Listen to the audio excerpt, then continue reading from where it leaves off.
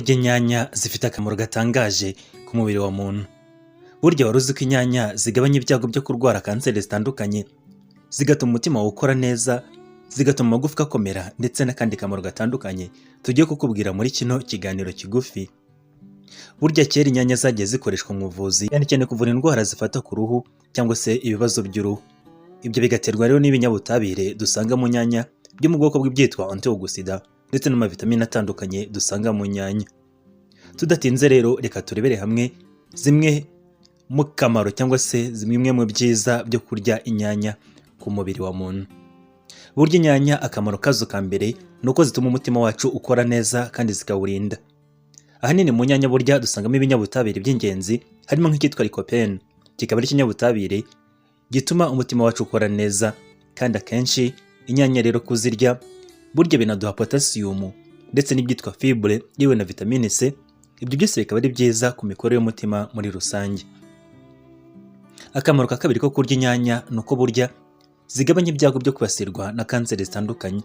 Inyanya burya zifite ubushobozi buhambaye mu kurwanya iyangirika ry'uturemangingo sano dushobora kwangirika tukabyara kanseri.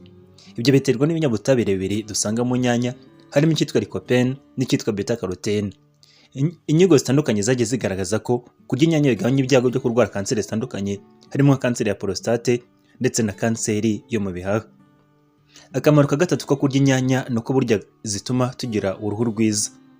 Nibyo rwose burya inyanya zituma tugira uruhu rwiza, ibyo bigaterwa na vitamine C dusanga mu nyanya, ndetse iyo vitamine igatuma hakorwa poroteyine yitwa collagen iboneka mu ruhu ituma uruhu rwacu rumera neza kandi rukazira iminkanyari.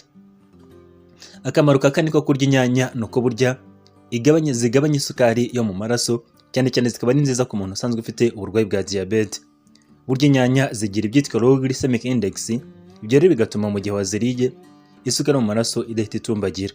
Ibyo bikaba bigaragazwa n'ubushakashatsi, aho ibyitwa polyphenol dusanga mu nyanya ari byo bituma umubiri wacu uringaniza neza ikigero cy'isukari mu maraso.